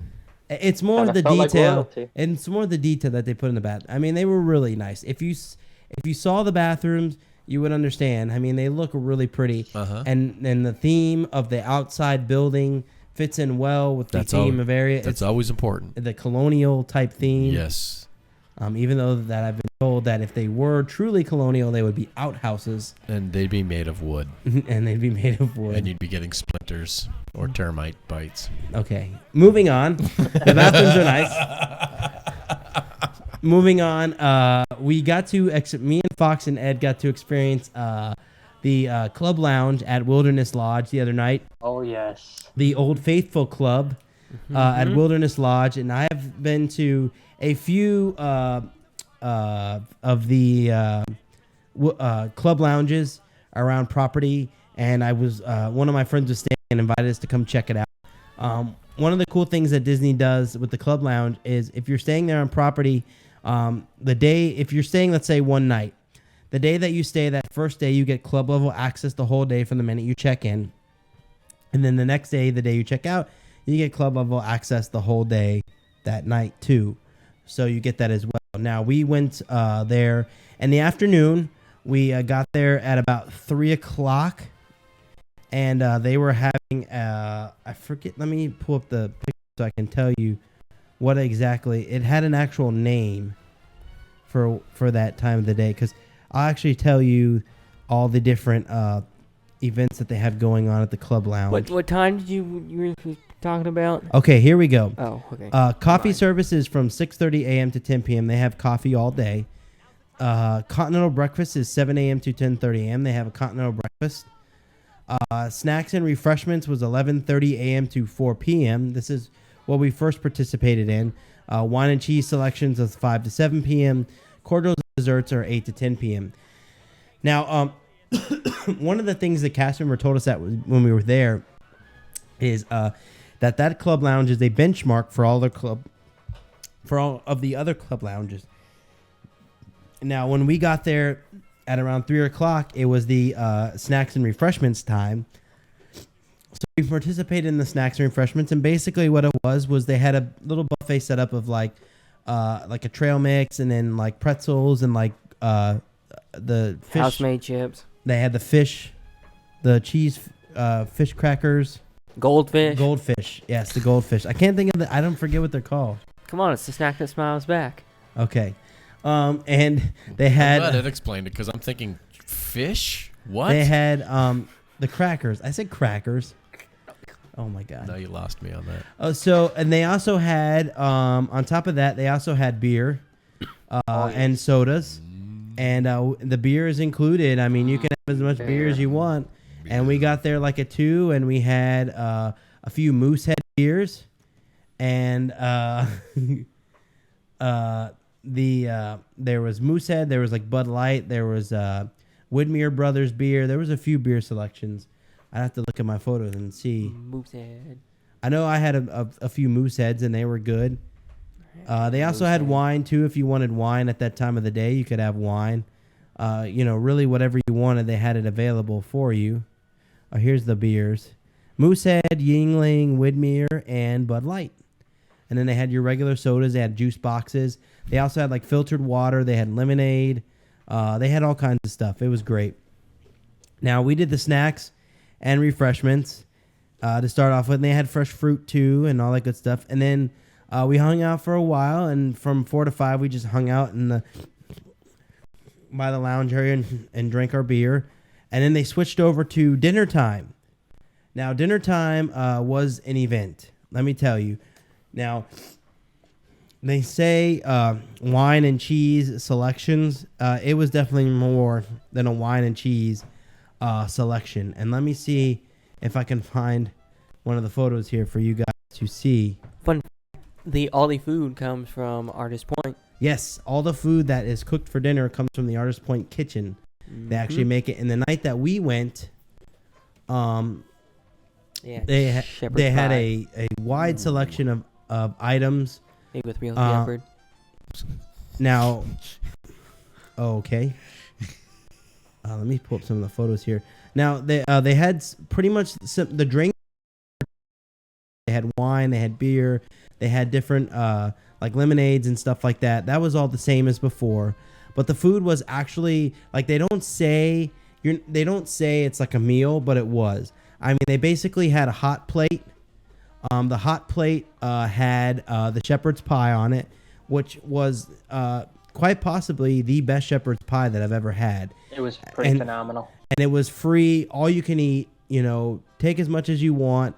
I mean, I must have had like 6 or 7 plates of shepherd's pie. I mean, it was absolutely incredible. It was warm, it was delicious, it had veggies in it. It was fantastic. They also had just like a regular veggies tray with like ranch dressing, so you could have different veggies. I'm trying to think of something else.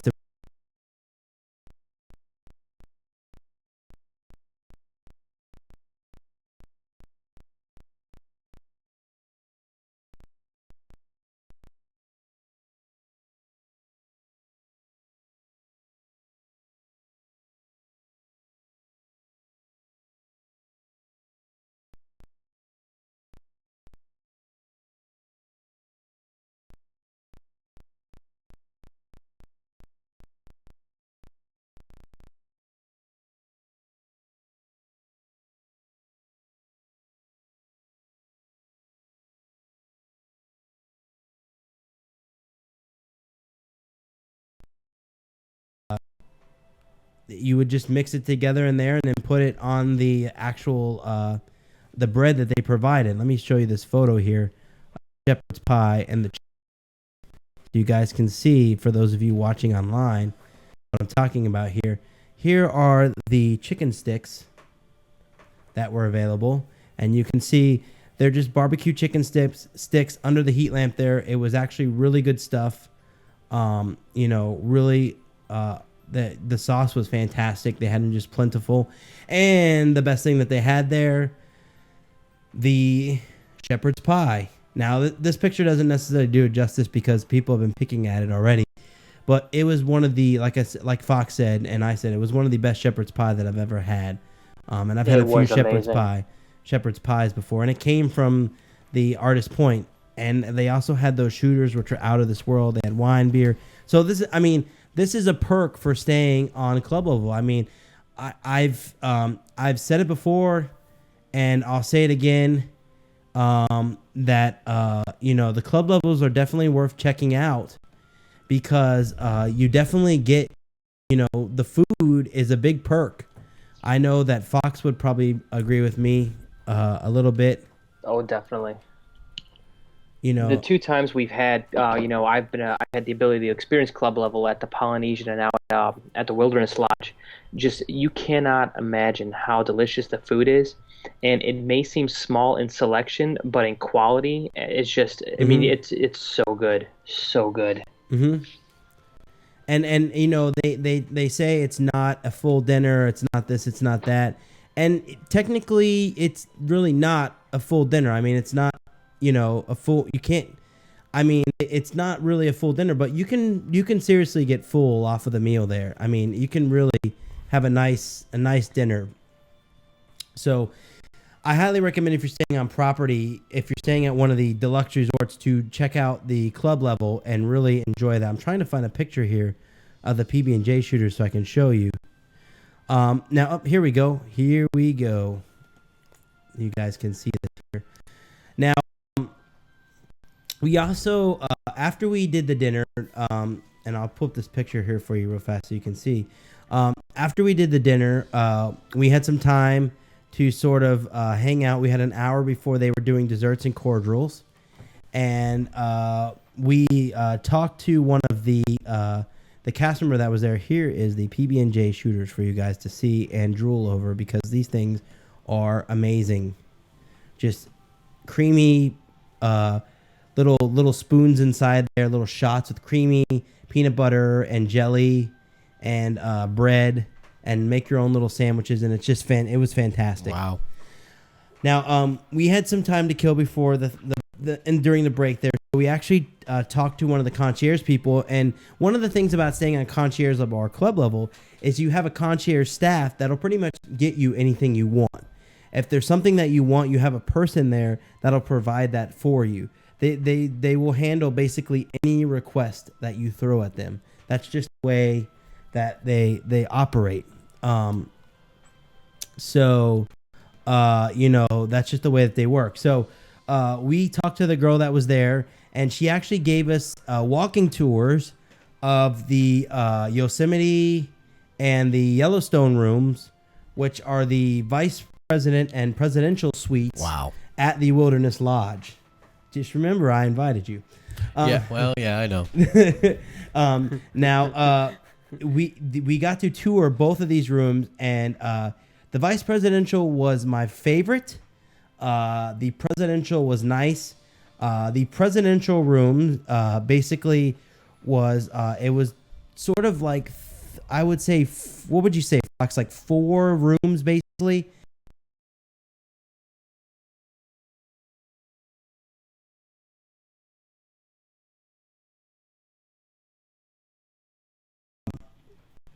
The bathroom, and then you had like an office. That was the difference between the presidential suite and the vice presidential suite. Is the presidential suite actually had an office, like a full setup office. It was weird. It was crazy. But what's really cool, some of the cool things about the rooms, the presidential suite had these wacky, like futuristic light switches that I couldn't even figure out. It was crazy. They had this really amazing kitchen. And you can see these pictures. I'm pretty sure I posted them on our Flickr page. You can see the pictures of these rooms. It also had the bathroom had this tub, and I mean it was literally not. It was like an old style like tub, not like connected to a wall or anything like the tubs they have in the regular rooms. Yeah, like an old standalone tub. Yeah, like a standalone tub. And not only that, they had like this huge like stand-up shower across from the tub, and then I think the bathroom too also had a TV in it as well. Oh yeah, the tubs had TVs right next to them, and it was on like a swivel mount, and you could pull it out and watch TV while you were in the tub. Wow. So I mean, the bathroom was like one of the nicest things of the room, and then you had like the seating area that was just fantastic. And it was out of this world. I mean, I'd never seen anything like it. It was just really awesome.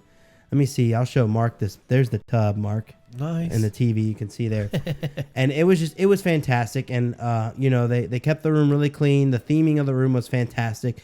It was that lodge type theming with the, if you go into the main lobby of the hotel, you see like the buffalo and all that stuff and those type of themes around there. And this is the way the room that the room was themed, the presidential suite. Now, it did have a balcony. It had a split balcony, which wasn't as good as the vice presidential, which had a whole balcony. Moving on to the vice presidential, we all agreed that this was the better suite for us. As soon as you walked in, there's like a main room, like I forgot to mention the presidential suite had this too, but when you walk in, there's like an actual hallway door, and then like a little hallway, and then that leads into like the main area there. And when you go into the vice presidential suite, the main first room you see, there's like a couch and a TV with like a Bose sound bar underneath the TV. Wow. And it's just like really like top shelf all the way. And then what's cool about the vice presidential suite, which really sold me on it, is the kitchen has sort of like those saloon like flapping doors that go back and forth. You know what I'm talking about, Mark? I do. Those doors you open and close. I posted a video on Vine of the doors. There you can see the doors, Mark, right there. Mm-hmm. And that's how you get in and out of the kitchen. And it was actually really neat. And then they had a dining room right across from there. In the same bedroom.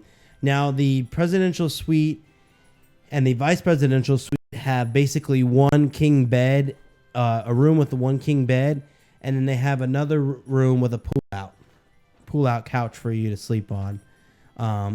And the vice presidential suite actually had a balcony that looked like it never quit. I mean, it just went on forever. So it was really nice. I know Fox is there. Which one did you like?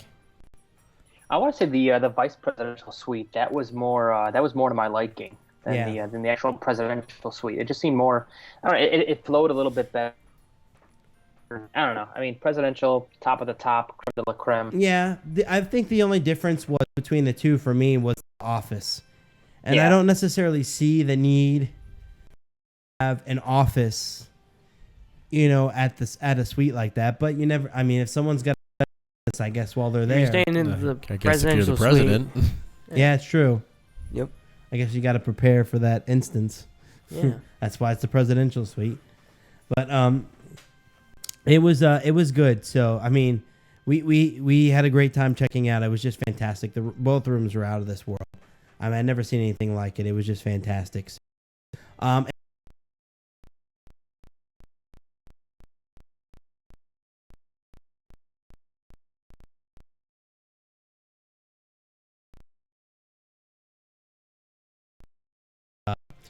It's pretty much they have like the Amarula, and they have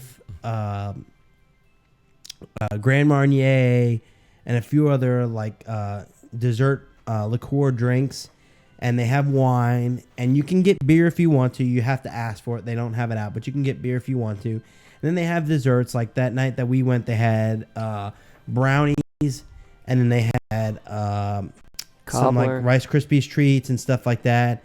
And then one of the best things that they have there, though, was because they had the hot plate, which of course had the shepherd's pie. They had multiple cobblers, and they started out with it was a peach and berry cobbler, which was just basically peaches and strawberries cobbler with like a crust on top. Mark can see the photo here. I'll pull it up for you guys online to see. It was absolutely out of this world. The cobbler was just amazing. The crust was amazing. The crust was amazing. And then we had that cobbler, and then they ran out of that cobbler. And then later on that evening, they just ran out of the first initial batch. And later on that evening, they actually brought out a new cobbler, and it was like an apple cobbler. Yeah. And Ed was all about the apple cobbler. So it was really good. Here's the picture of the peach and berry cobbler. And they had cordials out. They had this is gonna sound weird, but they have Amarula, which is kind of like I wouldn't say chocolatey, but it's kind of like a chocolate milk for adults type drink. Well put. And they had these cups, and I put ice in there, and then I put some Amarula in there, and one of my friends dared me to add marshmallows to the drink. It's actually really good. Oh yeah, I would think so. That's not a dare. Everyone else was like, I can't believe you put marshmallows. I'm like, it's so good though. It was actually really good. It really was. It was. He's speaking the truth. I do agree. And here's the picture of the berry and peach cobbler that was provided at the club lounge. You can see that right there on the screen. It was absolutely fantastic. And they, like I said, an apple cobbler was brought out later, and it was just awesome. So we had an amazing time. There was no amaretto. Someone asked about amaretto. There was no amaretto. It was Grand Marnier, Amarula, and I think that was the only two drinks. There might have been Cavassier. There was Cavassier and Kahlua. Yeah. Oh, Kahlua too. Cavassier and Kahlua. Yes, those were the other two drinks that were there. But you never passed the Cavassier. No. Let me look at the picture and I'll tell you. Yep, Cavassier, Grand Marnier, Kahlua, and Amarula. And the Grand Marnier went fantastic with the peach and berry cobbler. You just pour a little bit on the peach and berry cobbler, and it was fantastic. So the guy was looking at me funny, like, what are you doing? And I'm like, listen, I got this. And I'm a foodie. I know what I'm doing. And then it was actually really good. So it was we had a great time. And if you're staying on property, this is definitely, you have to experience it once and just go all out once and do club level and just experience it. For what I can see, from what people have told me, it's about $100 more a night to do club level. But I mean, you get so much more, and on top of that, the people that were staying club level, my friends that were staying club level, they actually got a chocolate replica of the totem pole that was down in the lobby. It's like a Mickey. It has different characters on it, totem pole. Nice. And they get a chocolate replica on their in their room, waiting for them when they check in. Life size? No, not Okay, life size. I was just curious. That would be awesome. One That'd be 100th incredible. the scale model. Yeah, it's a scale model. It's to scale. It's like larger in real life. It's 1 to 1,000th scale. But it was a fantastic evening. We had a really good time. Fox was there. It was just awesome. I we always have a good time there, and enjoy the food at the club lounges. It's always really good. This was above and beyond probably the best club lounge that I've been at. I heard that the night before that we went, I believe David, my friend David that was staying there, said that they had. I know they had bacon wrapped scallops, but I couldn't think of the other thing that they had. But bacon wrapped scallops was one of the things that they had, and they were just sitting out there, have as much as you want. Wow. So The bacon part's good enough. I mean, literally, like we would go to the lounges and just go back and forth, and they didn't bat an eye. I mean, that's what it's there for. So, and when we stay, we're having an upcoming stay at the Hyatt, and when we stay at the Hyatt, Cypress Gardens? Cypress Gardens, yeah. Yeah, Cypress Gardens Hyatt. We're gonna stay in the club level 2, and it'll have the same amenities. And Nice. We'll have to invite people to come over and check it out, because Michelle Mosher said that. But it's just awesome. So definitely check that out. When you're looking at your next day for staying, we got to go behind the rope and see things, or get up and personal with things that you normally wouldn't get to get up and close with. And he told us all about the history of different items, and like some of the chairs in the building there are actually 16th century Portuguese chairs. Wow. So, and they didn't even know they bought them at some like yard sale, and they didn't know, and the person didn't know, and they had them checked out, and sure enough, that's what they were. So, attraction that I didn't already know. So it was worth it in that respect. So, it was good. So, Fox, you there? Yeah, I'm back. Okay. Yay. What were you gonna say about walking around the lobby? Yeah, I was saying, how Mark mentioned, it would have been cool to see some of the controls, some of the operational aspect of the ride, Mhm. but having the opportunity to walk around and roam the lobby, to see the front desk, to see the old school check-in book where you would sign your name when you would check in to get your room, seeing all those details and being able to just, like I said, just walk around that lobby where everyone else is looking at you, behind the rope. Yeah, like what are they doing beyond back the there? rope. Everyone was like, what are they doing back there, and how do I get back there? Now, this tour was a limited time magic. They're not going to offer it as far as I know, that's not an offering that they offer in the parks. They don't have any plans to offer it anytime soon. So it was just for that time. You can't pay and do that tour. It was only for that experience. So, and it's always cool to hang out with the ambassadors. And it's always, I guess, a good day when you can make them laugh, as apparently I did. So it was a great tour. Let me see here. I'm pulling up my photo for you people online, for the people online that they can see. Well, I'll pull that up here in a second. But like I said, it was great. We had a great day. It was good for winning the prize. It was fantastic. So I'm very pleased. Had an awesome week at the parks. We're going back tomorrow. Going to check out some Epcot stuff, and just have some fun at Epcot, and get some daytime shots of the bathrooms at Epcot. Check those out again. Nice. Because we're obsessed. It's good to have a plan. Well, we got to have something to do while we're there. Bathroom tour. Bathroom tour. But when you see this photo, it's going to be worth the wait here. It's awesome. I thought it was funny.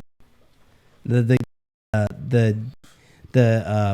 ambassadors were laughing so hard So did an excellent job, and Justin did too, but it was great. So here we go for that. So, and this will be the last thing, and then we'll do the sponsors, and that'll be the end of the show unless anybody has anything else to say. I'm good. And there we go. See? And you can see me right in the right next to Fox there. If you don't know, Fox is wearing the hat. Fox laughing at you. Fox at me. I'm holding on for dear life, like I'm gonna die. Yeah. So there you go. Enjoy. But that being said, thank you for enduring us on this long show. We had a lot of stuff to talk about this week, a lot of stuff to cover. So we got through it. And we're going to thank our sponsors. We want to thank Kingdom Strollers. They provide premium stroller and crib rentals delivered straight to your Disney or Orlando resort, hotel, or vacation home free of charge. You choose the time of delivery and pickup, and they'll do the rest. It couldn't be easier. So book your Orlando stroller rental today. Visit their website at www.kingdomstrollers.com or call or text them at 407-271-5301. That's 407-271-5301. Call them and book your strollers. MapleLeafTickets.com, providing discount Orlando area attraction tickets for more than 30 years. Visit them today at MapleLeafTickets.com or call 837. That's 1-800-841-237. My daughter's going to call them. She wanted to see what. I'll try and get.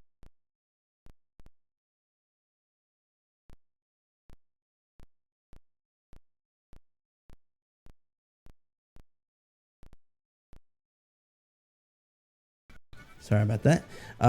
Staff are available to share their love for Disney while you sip. Imagination process until you return home. Unforgettable Destination gladly helps you reserve your package, prepare a park touring plan, reservations, special insider tips, and so much more. Call toll free at 1-800-450-8123. That's 1-800-450-8123. Or visit www.unforgettabledestinations.com. Be sure to check out all of the Disney destinations, including the popular Disney Cruise Line vacations, at their website. And make sure you check out the MickeyUpdates.com smartphone application. It's now available to download for iPhone and Android devices. To read all the latest news in the palm of your hand, read our tweets, check the weather, add refurbishment dates to your phone calendar, listen to our podcast, and so much more. Download right now from the App Store and Google Play Store. Just search Park News or Mickey Updates. And that being said, I think that's going to do it for this week's show. So we're going to sign off here with some music from the Land Pavilion here.